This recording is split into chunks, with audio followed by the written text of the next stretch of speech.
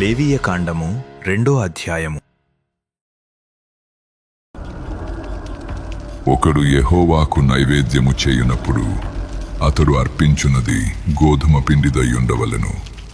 అతడు దానిమీద నూనె పోసి సాంబ్రాణి వేసి యాజకులగు అహరోను కుమారుల యొద్దకు దానిని తేవలెను.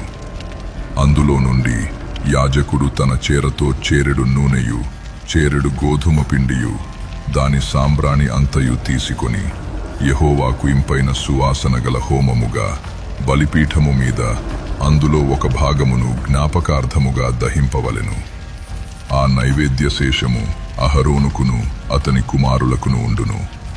యెహోవాకు అర్పించు హోమములలో అది అతి పరిశుద్ధము. నీవు పొయ్యిలో కాల్చిన నైవేద్యము చేయునప్పుడు అది నూనె కలిసినదియు పొంగనిదియునైనా గోధుమ పిండి అప్పడములేగాని నూనె రాచినదియు పొంగనిదియునైనా పూరీలేగాని కావలెను.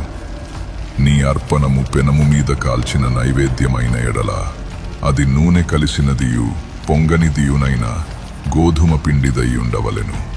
అది నైవేద్యము గనుక నీవు దాని ముక్కలుగా త్రుంచి వాటి మీద నూనె పోయవలెను. నీవు అర్పించునది కుండలో వండిన నైవేద్యమైన ఎడల నూనె కలిసిన గోధుమ పిండితో దానిని చేయవలెను. వాటితో చేయబడిన నైవేద్యమును యెహోవా యొద్దకు తేవలెను. యాజకుని యొద్దకు దానిని తెచ్చిన తరువాత అతడు బలిపీఠము దగ్గరకు దానిని తేవలెను. అప్పుడు యాజకుడు ఆ నైవేద్యములో ఒక భాగమును జ్ఞాపకార్థముగా తీసి బలిపీఠము మీద యెహోవాకు ఇంపైన సువాసన గల హోమముగా దాని దహింపవలెను. ఆ నైవేద్య శేషము అహరోనుకును అతని కుమారులకును జెందును. యెహోవాకు అర్పించు హోమములలో అది అతి పరిశుద్ధము. మీరు యెహోవాకు చేయు నైవేద్యమేదియు పులిసి పొంగిన దానితో చేయకూడదు. ఏలయనగా పులిసినదైనను తేనెయైనను యెహోవాకు హోమముగా దహింపవలదు. ప్రథమ ఫలముగా యెహోవాకు వాటిని అర్పింపవచ్చును గాని బలిపీఠము మీద ఇంపైన సువాసనగా వాటిని అర్పింపవలదు. నీవు అర్పించు ప్రతి నైవేద్యమునకు ఉప్పు చేర్చవలెను. నీ దేవుని నిబంధన యొక్క ఉప్పు నీ నైవేద్యము మీద ఉండవలెను. నీ అర్పణములన్నిటితోనూ ఉప్పు అర్పింపవలెను.